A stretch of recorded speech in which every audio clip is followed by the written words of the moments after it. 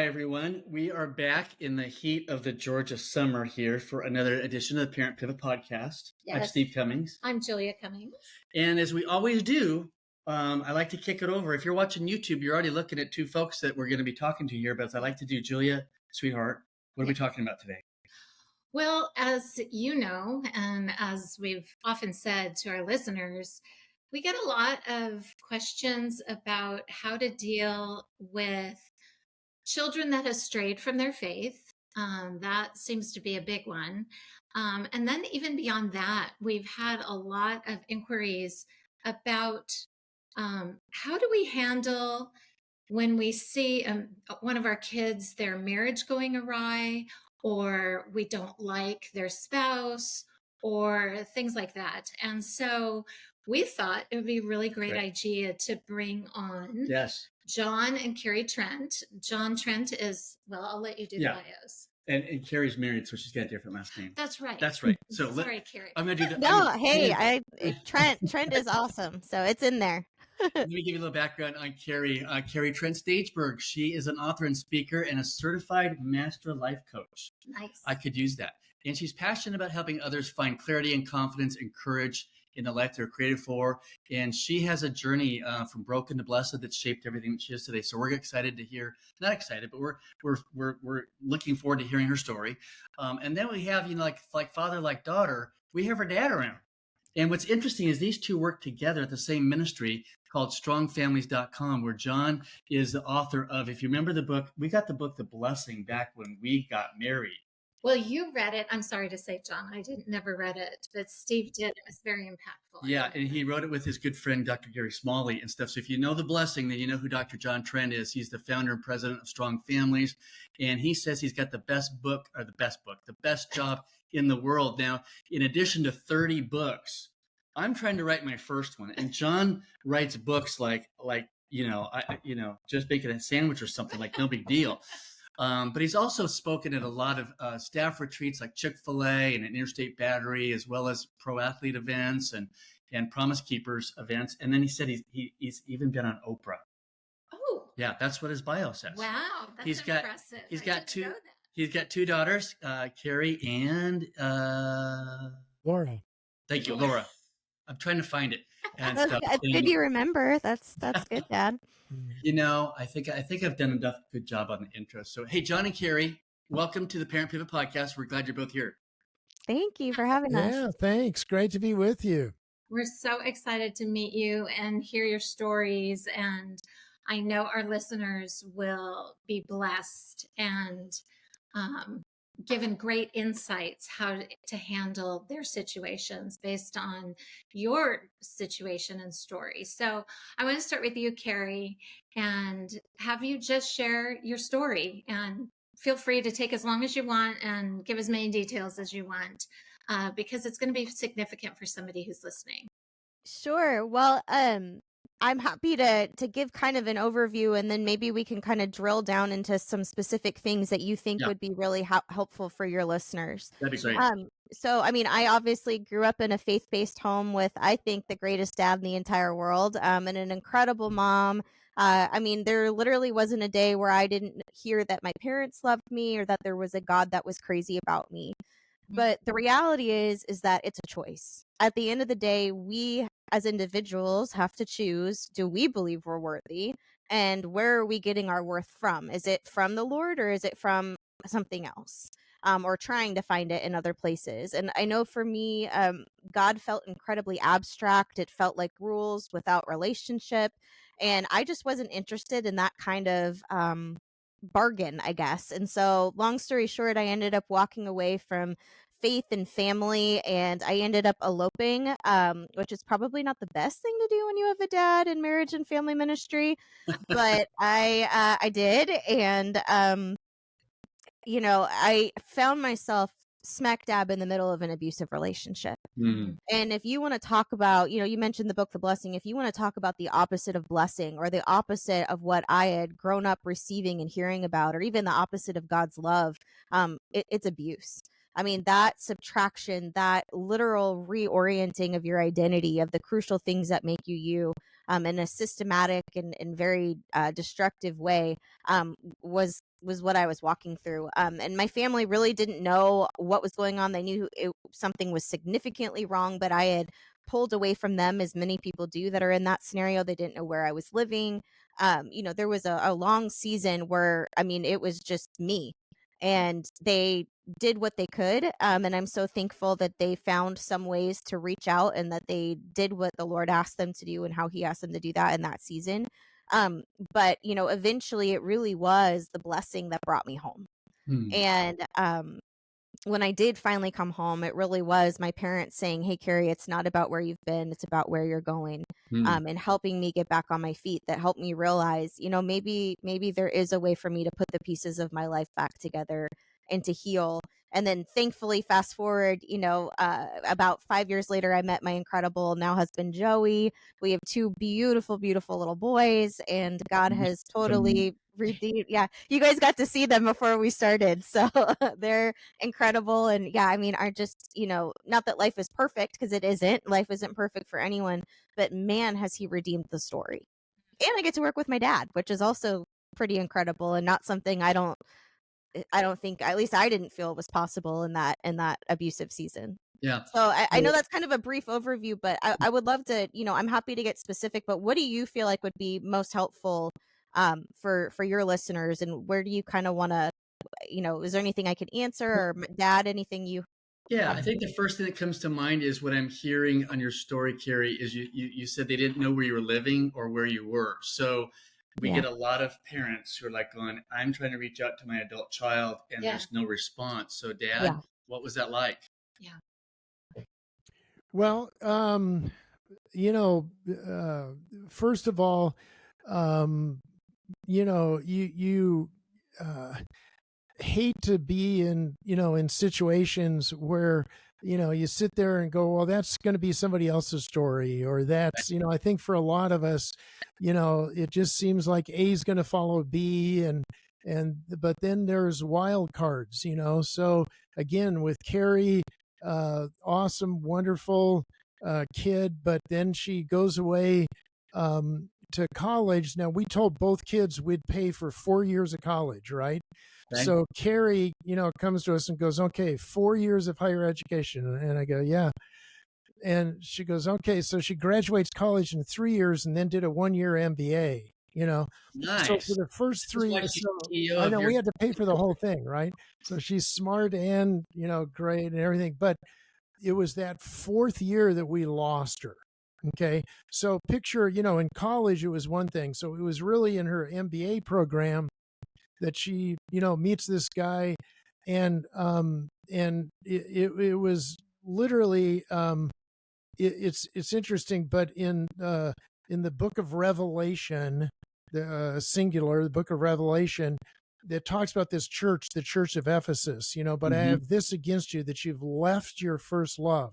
Well, that word "left your first love" is a nautical term, and it literally means to untie the knot, like on a ship. So you've tied up a boat, right? Okay. And now it's slipped loose. And, if you know anything about, if you've ever tied up a rowboat or a ski boat or something, it doesn't just take off at full speed. The waves start pulling it, and then all of a sudden, man, it's way out there, too far to swim. And that's really what we felt, is what I'm getting at. It wasn't like a dramatic explosion. It was like she began to just drift away. And then pretty soon, man, she's on the horizon and you don't know where she is. And we knew things were really tough. And so that was, but, picture 5 years of really being, challenged to just hope to hear from her rather than knowing where she was. So it was a difficult time.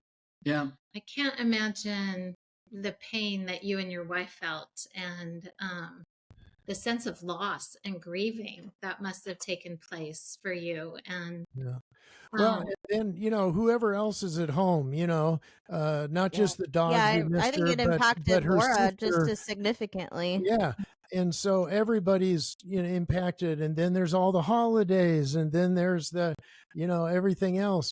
So, but again, during that time, we'll get into some of this if you want to, is there, boy, there were some things that really helped. There were, um, just times where you just had to wait, and boy, like Isaiah 40, those that wait on the Lord, man, that's not easy to do. Now, how long do I need to wait? Is that 5 minutes or 5 years? Oh Yeah. yeah, and over, and that's the big challenge, I think, is it's one thing to uh go through kind of short-term trauma, which is can be very traumatic, okay? But as it stretches out and things don't get better over time, boy, that's really tests your faith. Yeah. That Isaiah 40, why do you say, O Jacob, and assert, O Israel, my way is hidden from the Lord, and the justice due me escapes the notice of my God. Well, that's Yeah. what a lot of parents, I think, are saying. They're going, okay, Lord, can you really see what's going on here? It's Yeah. the literal word in Isaiah Yeah. for cloud cover. So Mm. Yeah. what's the deal, Lord? Can you not see what's going on Yeah. here? And Yeah. then you keep praying, and then, but wait a minute, what about, I did this for you, I did this, Right. the justice It's due the me. Where's if the then thing. If I justice? do this, then you're supposed to do Yeah, this. where's the justice in that? And Right. Yeah. and so again, but what God does is, takes us right back to who He is. He Right. doesn't become weary and tired. We do. you Yeah. know he Yeah. does, his understanding remains inscrutable, and that's literally the word for multifaceted. Right. It's kind of like a diamond that you turn around, and we run out of options. Well, he's got another option. And so Kari can Yeah. jump in maybe and tell you a little bit about how God broke in, and then we can get back in and talk about what parents can do and stuff. But Yeah. talk a little bit about that, Kari, maybe. Yeah, and Yeah. Carrie, I was going to ask you, as I heard your dad talking about the nautical thing about tying the boat up and how it drifts away, I started thinking about, was there any part of you that could feel that as well, or were your just eyes kind of set on I'm heading this direction and I'm not looking back? That's a really good question. I think it's a little bit of both. Okay, I definitely did not just wake up and go, I want to be in this place. sure, right, And I think the thing about abuse that's so sneaky is that it does not start off as abuse. It starts off honestly amazing. And you're thinking, wow, this is too good to be true. And the reality is yes, it absolutely is too good to be true. But by the time that the abuse begins to enter, it's so manipulative and it's so sneaky. That cycle of abuse that happens is actually a really addictive cycle, both to the abuser and to the victim. Hmm, And so you're so caught up in going, well, wait a minute, like for example, you're kind of thinking, well, I can fix the problem. If that was the problem, I can fix it. So, like, this is a real example. There was one time where I washed his socks, and he came home and he was furious that I had washed his socks. And it led to one thing after another. And you're kind of sitting there going, like, okay, well, that seemed a bit extreme. But at the end of the day, if the socks were the problem, I can fix that. I just won't wash your socks. Well, then the next time he came home and I didn't wash the socks, and that was a huge problem. And so really you hmm, kind of start going, like, there's not a way to win, but you're still trying to find a way to win. right, And so I think at the end of the day, I was so caught up in my own hurt and my own mess that I wasn't able to see that my decisions were impacting other people, Mm. or how far away I really was drifting. But at the same time, I mean, I was still choosing to dig my heels in and say, this is the relationship I chose and I'm going to make it work. And so I think there is a little bit of both and, but I mean, I don't think I definitely didn't see how bad it was. I mean, there were neighbors that had called the cops. There were people that had offered me a safe place to stay. I mean, I was sitting there thinking, like, are they crazy? Everyone fights, this is, so I think I did not realize the depth of what I had entered into. Nor could I see the huge, incredible impact that it had on my family and my sister and people who loved me. Yeah. Wow. That's incredible to me that you were so unaware And that people around you were saying it, even people that you didn't really know, Yeah. and they saw something that you didn't see. Yeah. So take us through what broke. Like, how did you figure that piece out? Like, oh my gosh, light bulb moment. I am in an abusive relationship. Yeah, that's a great question. I'm so thankful that there were people that continued to say things. And I think for parents listening to this, that's a huge thing to pray for, because the reality is your kid might not be willing to hear something from you, but they might be willing to hear it from other people. So pray like crazy that people continue to speak truth to their Right. lives. And I mean, it wasn't the first person, it wasn't the third person, it was on down the line. And finally, a family member saw kind of was putting pieces together. One of his family members, and actually gave me a book called The Verbally Abusive Relationship. Mhm. And I remember reading the book like 3 times through. Everything's underlined, everything's highlighted. And that was when I kind of thought, like maybe I'm in an abusive relationship. But it was just so inconceivable to think that somebody would choose to make the choice to treat you that way. Right. And so I just could not. And this was also way before people were talking about abuse. I mean, now I think people have a lot more awareness. But I mean, when I was walking through it, I didn't know anyone who had been through it. There weren't podcasts on abuse. There were very, very few books on abuse. There was And such remind us a how old limited amount of knowledge. are you when this was going on? I was, gosh, how old was I? 21, starting at Okay. 21 to 24 ish, 20. I was 20 to 24-ish, somewhere in there. Mhm. Okay. So Yeah. So yeah, which is crazy. It's been almost 20 years. Can you believe that? Yeah, Can't. that's crazy. So Yeah. how did you end up breaking off that relationship? Yeah, there were a lot of things that led to that moment. One of them, I'm really blessed to say that, again, my parents found opportunities to speak truth where they could. And one of those opportunities was my dad. I think you had gotten an email or something from a tire company, like Discount Tire or something, saying like Kari needs new tires. And so he texted me and said, "Hey, if you meet me at the tire place, I will buy you new tires." And I kind of did the cost benefit analysis in my head, like the drama and chaos I'm going to have to face for seeing my family, $1,000 for new tires, probably worth it. So, and I know that sounds terrible, but that's literally like, that's what's going through your head in that moment. So I Yeah. went, and I'm so glad that I did. And he gave me a piece of paper, and it was a list of 10 truths about who I was, 10 character traits. And they were not things I was hearing at home. They were not things that I saw about myself in that moment. And I will also say that they were not preachy. Could he have attached a verse to every single one of them? Absolutely. But it was not a preachy document. It was here is a basis of truth document. And Okay, I hit the pause button right there, Yeah. because we have spoken about this to pivoting parents to partners, Yeah. and said, "Hey, Over and over again. over and over and over again." Yeah. And that's exactly what we've been saying: is look for these character traits, invest in your adult child, tell them who they are, what you appreciate and love about them. So, Dad, what did that look like as you were heading to Discount Tire? I know you lived in Arizona and she's in California. Were you thinking about these on the drive over, or did you already have it prepared? Well, yeah, they were, I did have some time to think about it, but not, not a ton. And I just felt like when we sat down, there was going to be this defensiveness. There's going to be this, oh, well, here it comes kind of a thing. And I just, again, felt like it is interesting, where, with, with Peter, and when he denies Christ, and now he's sitting over that charcoal fire in John chapter 21, and Jesus doesn't take him back through every single deal where he messed up, but 3 times, he goes, "Do you love me? Do you love me? Just bring it back." And I just thought, well, one thing I could do is help her see, okay, why are you valuable? Why are you worth being loved? Why do we care about you? What do we see as a future? And one thing I should say is, we have a friend that wrote a book. Isn't this a great title? It's the title was, "Don't parent the kid you were, parent the child you have." I like Isn't that. isn't that cute? So anyway, so I was that child. I mean, I was a mess. My twin brother's really smart. I got him kicked out of 5th grade. And then after that, he just went and hung with the smart kids and then let me self destruct.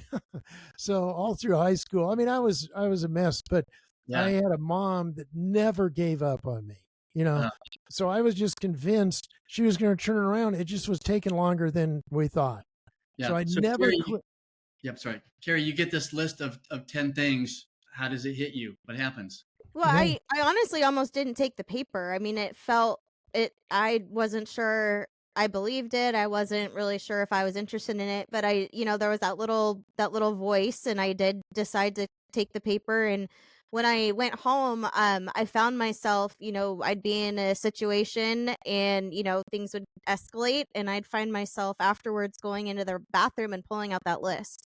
Hmm. Wow. And at first it was like, yeah, this isn't true. And I will say this to parents considering this. I mean, this was not he wasn't saying things that were evident at the time.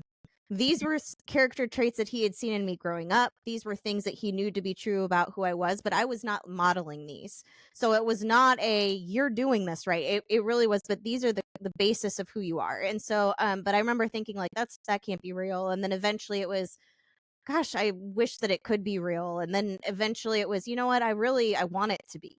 And over time, truth replaces lies. Yes. And, the truth will set you free. And so that was a huge piece for me, was just being able to see that, you know what, maybe there really is a different way um to see myself. Maybe there is something different that I deserve.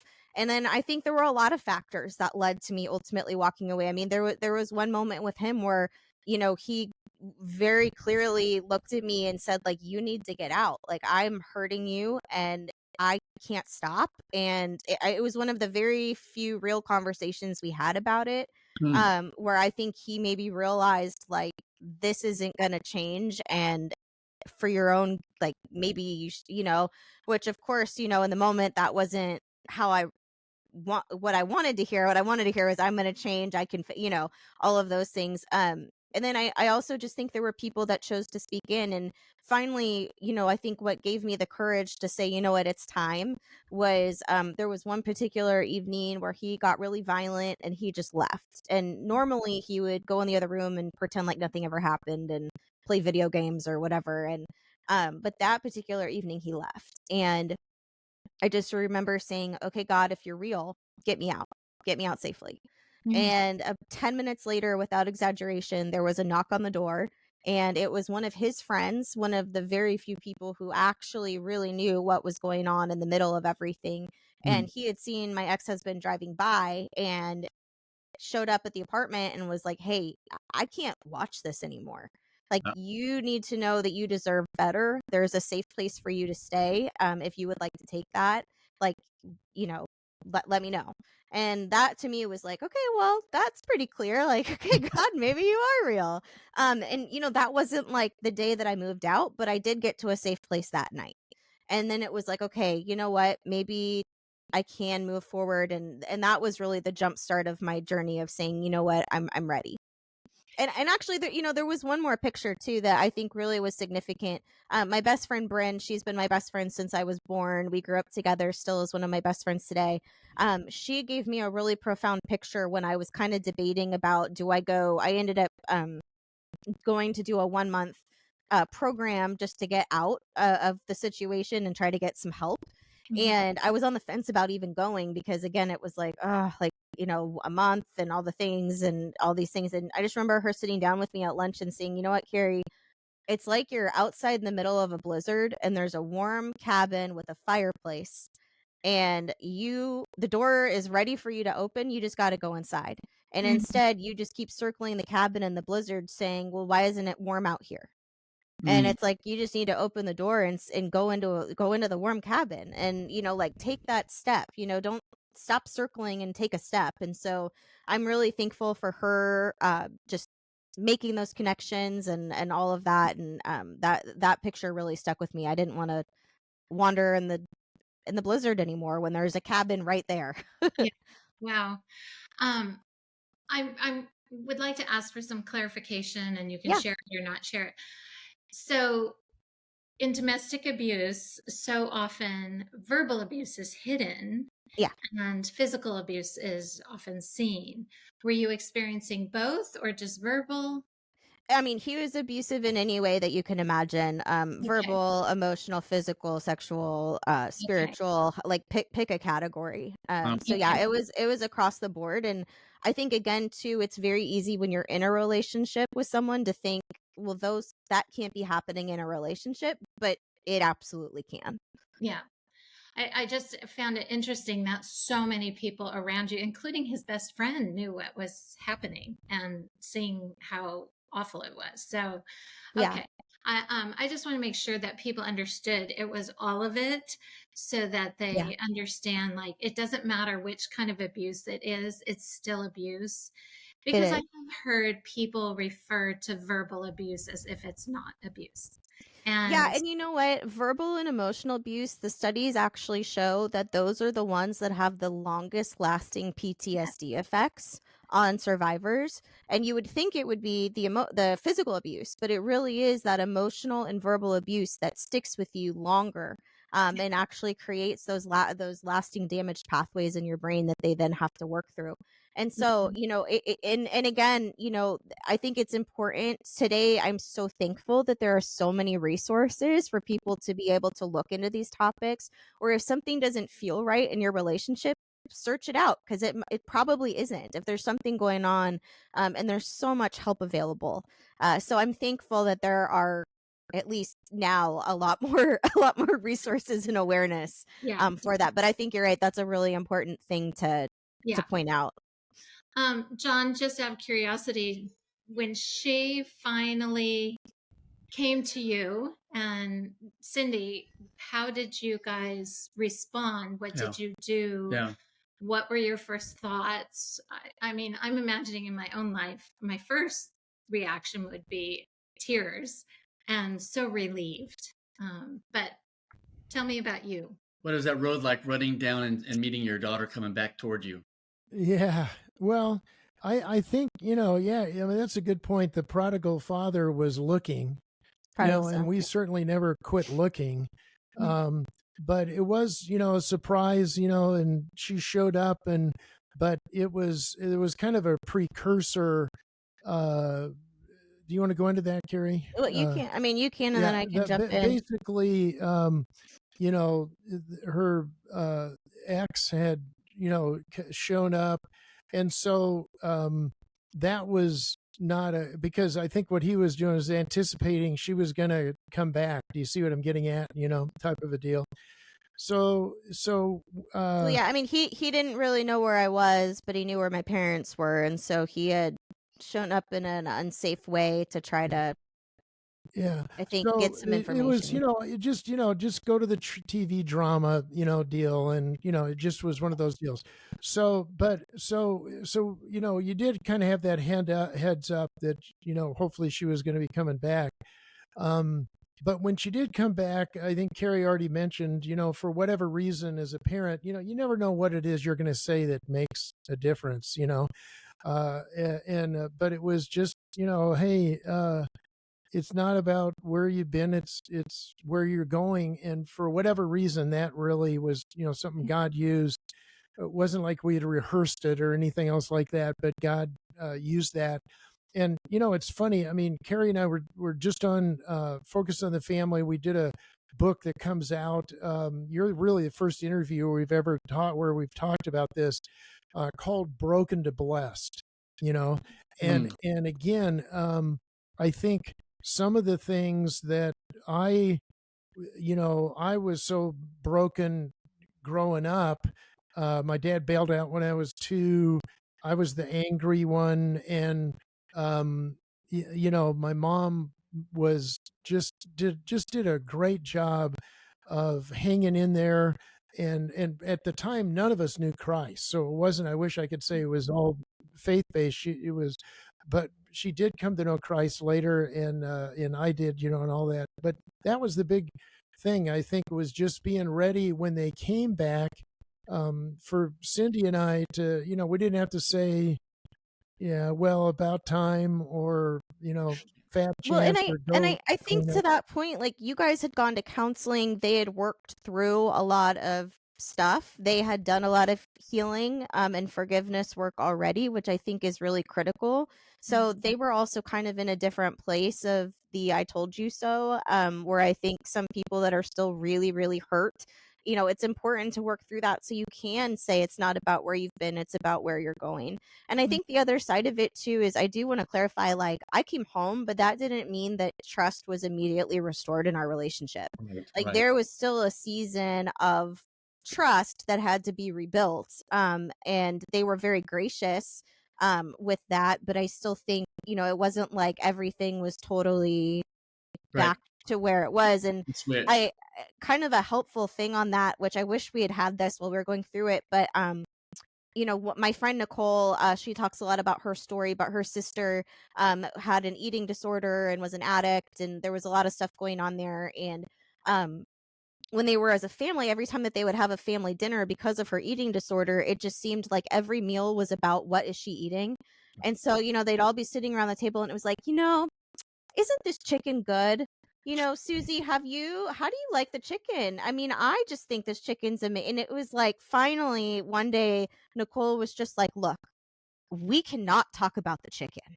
We have got to stop talking about the chicken. Like, we are all aware of the issue that's here at Right. this table. But if we want to have any type of relationship and any type of time to be able to rebuild and heal, we've got to stop talking about the chicken. And so I think that that's another reason why it's so important to do the work yourself, because it's the same thing with my ex-husband. Like, if I was looking at it saying, if he just said X, Y, and Z and did these exact things in this exact order, then I would be fine and there would be no more problems and then I could really move forward.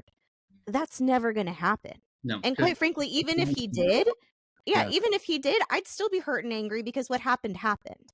And Right. so I think at the end of the day, we've got to work through that forgiveness journey on our own, to really be able to then come alongside and say, okay, what's a healthy way that I can re-enter this relationship with my child? What's a healthy way that I can support them? What's a does that kind of make sense? So talking Yeah. about the chicken is never, so we always joke around about that. Like, don't talk about the chicken. Right. So I'm hearing from Kari's side, John, that it is great big doses of patience along with huge doses of grace. Anything else that was added into that as a welcoming home partner who wants to rebuild trust with their adult child and not say, I told you so? Well, again, expectations and entitlements are like sulfuric acid. Yeah. Like, well, man, I'm entitled to.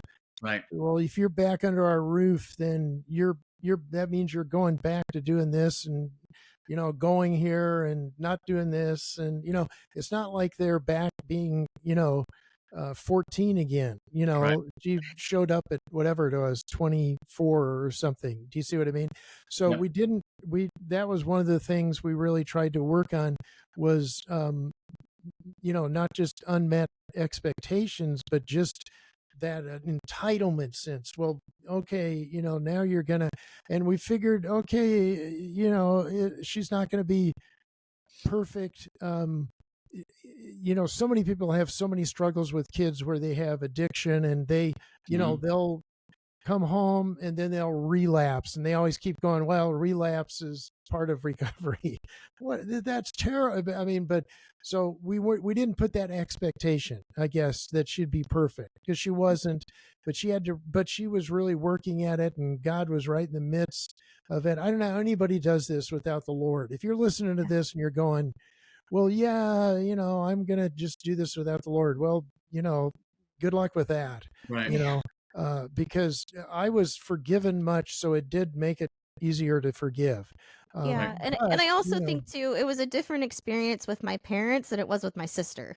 The level of rebuilding, her anger, like all of that was a very different rebuilding process. And so, I mean, I think that's the other thing too, is that everyone kind of has their own way of processing hurt. And, the more that you can take ownership to say, I want to do this in a healthy way, with healthy boundaries and all of that, I think it's going to be to your advantage and to the advantage of the person that eventually does, Lord willing, come home. And again, I'm not, I love that I had to work for it a little bit with my sister, like she did not let me off the hook for a single thing. So, but it was very different. I think from my parents' standpoint, it was, hey, if you're willing to work to move forward, we're willing to stand alongside you to help you do that. That's awesome. And John, when she came back, were there, I mean, again, you're talking about a 24-year-old who's moving back home, who's now going through a divorce, been through trauma, getting counseling and help and all the things that she needs. But were there any kind of parameters you put on her, anything like that, that she might construe as rules or something that she bucked against? Well, yeah, I mean, Cindy's not on this, podcast, and, she's There's rules at Mama's organized, house. detailed, precise, so it was, so there was a lot of unconditional, I think, yeah, maybe you're just hearing it was just unconditional love, but it was, There were sure, boundaries. there's some There were absolutely responsibility boundaries. there too, Yeah. but But I mean, I also I didn't stay at home for very long because I knew if I stayed in Arizona, I was going to end up right back where I started. And so I actually moved up to Washington State after that 1 month program pretty quickly to kind of get some distance, but it was like, okay, well, that's awesome, but how are you going to pay for it? Okay, that's awesome, but where are you gonna, I mean, there were things where it was like, you still are an adult here, and we're happy to help you, but you still need to be an adult. yeah, So, I mean, there were really, absolutely boundaries that went with all of we that. didn't really subsidize. It was her choice to walk away, but we weren't like paying her rent or anything like that. She had to, she had to do it. I think the tough thing too is, as parents or anybody who gets hurt, sister, whatever, but you can't out logic emotions. Yeah. Right. It's like, oh, well, there should be some logical thing. I mean, sin is illogical. There's just, it's just, man, oh man, Well, what I'm hearing is, John, and correct me if I'm wrong, I'm hearing a little bit of a balance between the grace and compassion and the tough love. You can't go too far to one side, or neither one of them can happen. But that's kind of what I'm picking up on.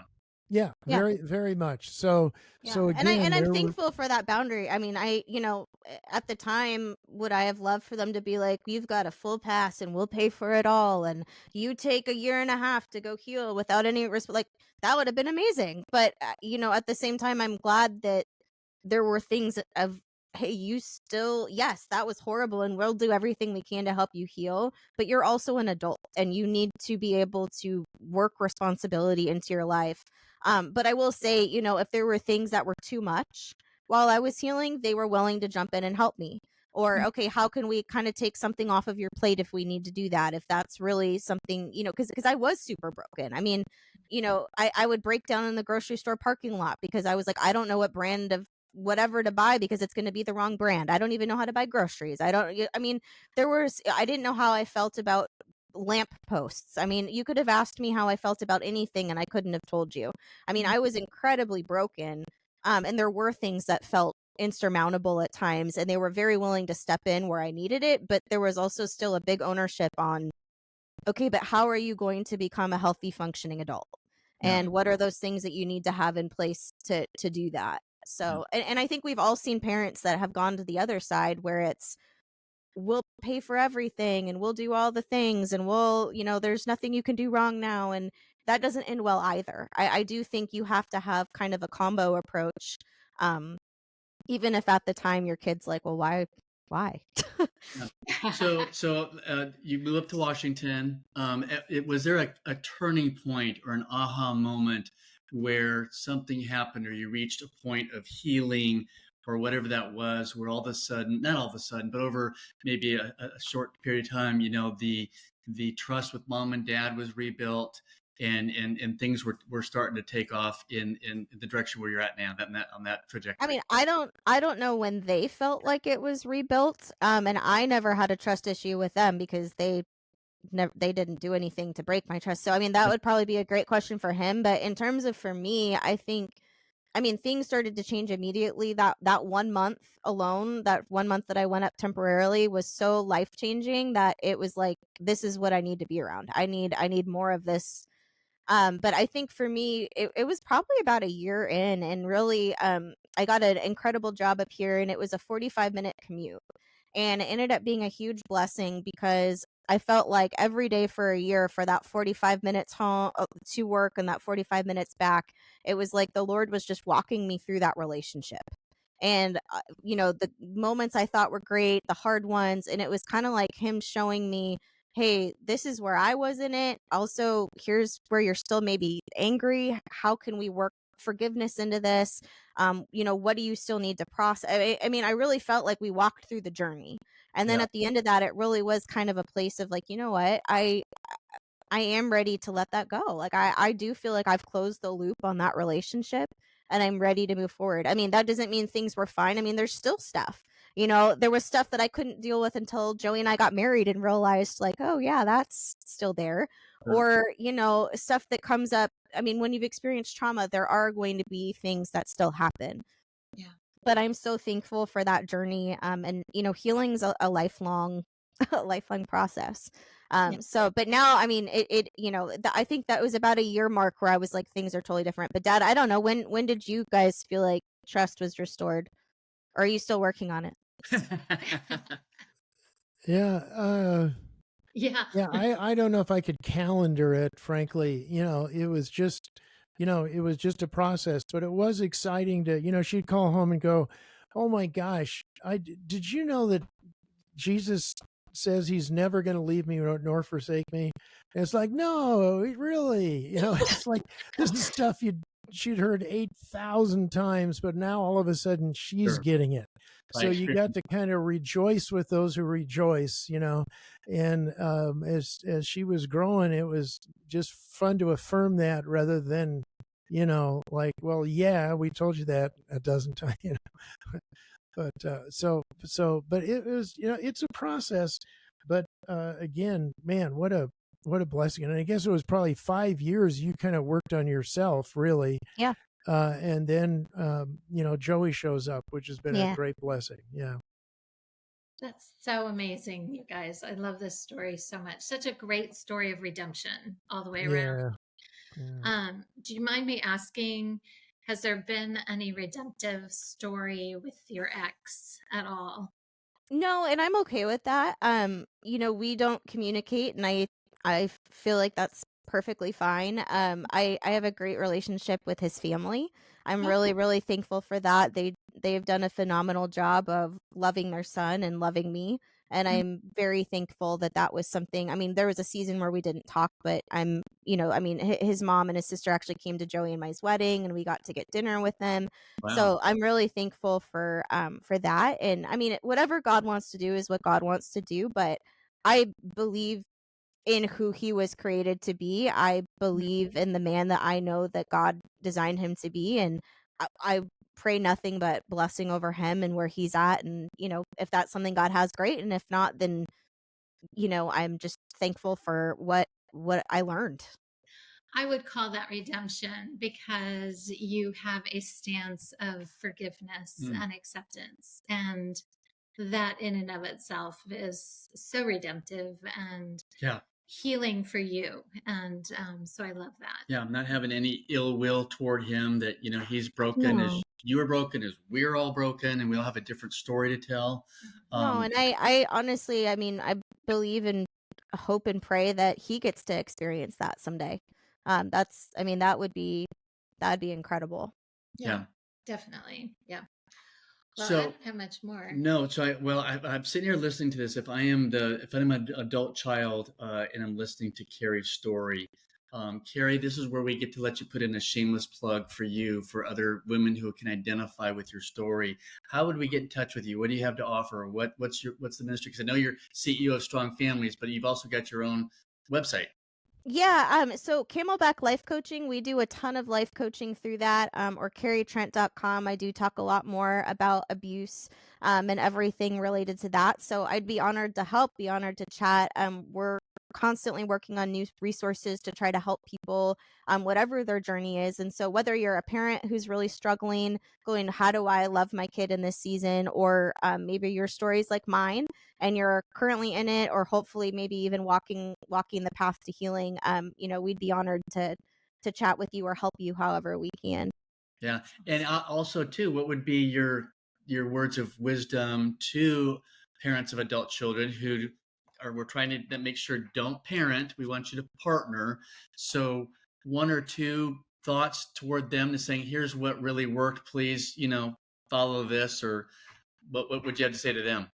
Yeah, that's a great question. I think there's a couple things I would say. I mean, I think the first one really is the more that you can get help for yourself, the better able you're going to be able to support them when they come home or when they're ready to talk to you.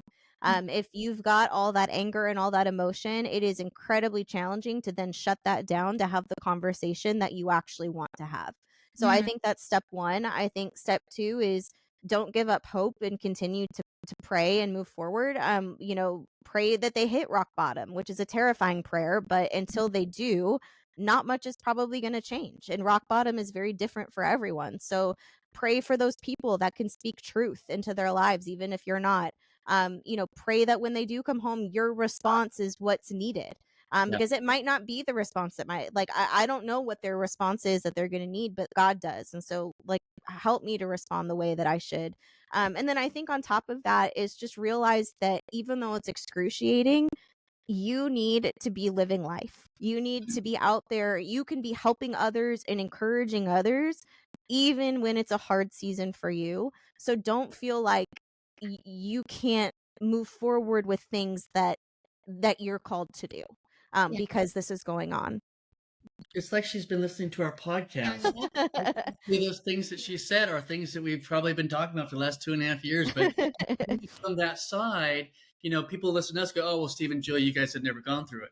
And, Right. we haven't. So that's why we were so excited to say, hey, we've got this awesome father-daughter combo coming on. And you're saying all the same things we've been saying. Yeah. Well, yeah, you guys know what you're talking about. And I mean, Dad, do you have anything to add to that? Anything you would recommend that parents do in the waiting? Just thank the Lord for, this podcast, for you guys stepping into a place that, let me tell you, the parents aren't sitting there that are hurting, aren't going, oh, well, you can't experience, you can't administer the blessing if you haven't experienced the pain. That's absolute nonsense. You're pointing them to the truth. You know what I mean? And so just keep doing what you're doing. And resources like this, for sure. And again, it's just, again, very grateful for God's patience with us. That broken to blessed thing for all of us really starts with Christ, knowing that, man, we're sealed and loved and, forgiven, and, he can break down the wall. I mean, just read Ephesians 2, if you're bored and want to realize how attachment really to him, it's not a bargain, it's a bond, and so, as hard as it is, God's never gonna let go of you or that, prodigal kid. So, I think didn't know if she'd ever come back, but we just believed it, and then you just trust I think God that's an important thing to add. God's never going to stop pursuing them. He's never going to stop, and he knows what they need, and he loves them, and he is never going to quit. And so, and I think I felt like this way about my ex at a certain point. I was like, well, it's my responsibility to change him. It's my responsibility to fix him. It wasn't. Right. That's not my responsibility. And even as a parent, you feel that even more so, I think, in so many ways. But it isn't. God has got it, and it's okay for you to rest and say, you know what, Lord, I have to give this to you because it's just I cannot hold it, and I cannot be responsible for this anymore. So I think you can trust that God is good and he's not giving up, and surrendering that doesn't mean that you are either. It actually means you might be getting some sanity and some hope back. Yeah. Yeah, no, you're saying all this kind of the same things that we've said. And it's kind of like, we're going to put a link to it in our show notes here to both books, The Blessing, which has sold over 1 million copies. Yeah. I wanted to ask a question about The Blessing. John, I mean, when you wrote that book, it's because you had small children.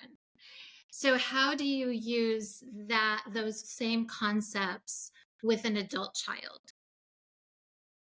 Well, yeah, I mean, Kari was actually, I think I wrote it before Kari was born. It came out the year I was born. It really came out of, I was in working in a psychiatric hospital. I know there's been some question, but I was working at the psychiatric hospital, part of my doctoral dissertation, and seeing incredible brokenness and hurt and pain. And then with my own dad, I grew up hating him and just then became a Christian and just intensely disliked him. And then began to realize, well, I'm becoming just like him, you don't even know him. And, but if you really think about it, remember when Esau cries out with his exceedingly great and bitter cry and says, bless me, even me also, my father. And I read that passage. How many times have you read Jacob and Esau, but I was doing a study on it while I was at the psychiatric hospital, and it was like these scales fell off. And then it was like, oh my gosh, I have a name for it.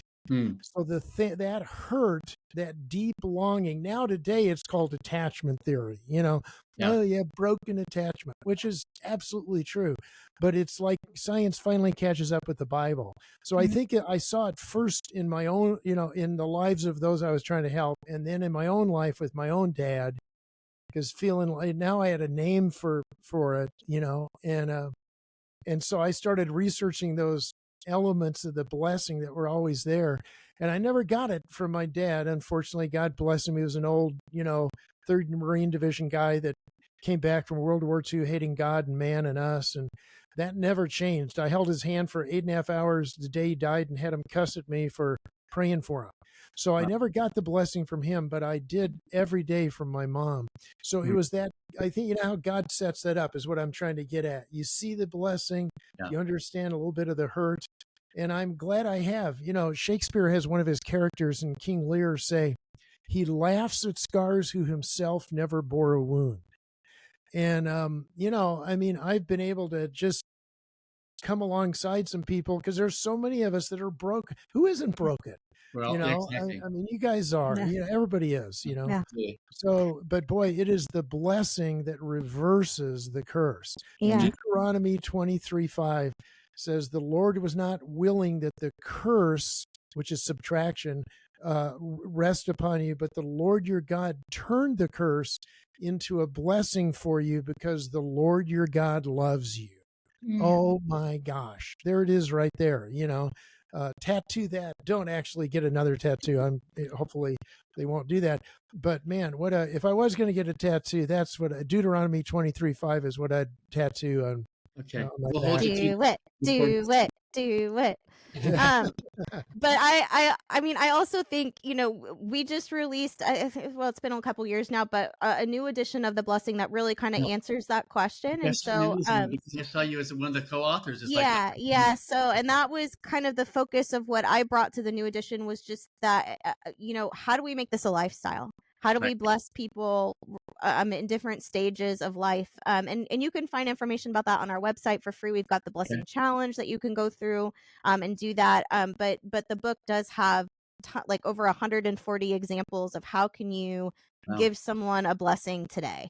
How can you make this a part of your home and your life? And, with those, hopefully starting in your home and then expanding out. Bingo. Yeah. I'm ordering us a copy. Okay.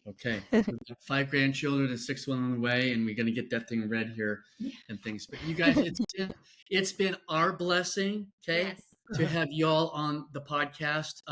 I expect this one. I'm just going, hey, Father, wow, what if this thing just took off? And a lot of people, we don't do this for money. We do this for ministry. And we just want to reach people's hearts because this is an ache that we've been hearing for so long. And when we met you guys back in February, I thought we need to get those guys on the podcast sometime. So I'm so glad it worked out. We're sitting here sweating in our sunroom, and I need to go get in the air conditioning when we're done. So I want to get an end of this podcast. But Dr. John Trent and Kari Trent Stageberg, thank you so much for being with us on the Parent Pivot podcast. Thank you. It'd be great to be with you one of these days. So thank you. Amen.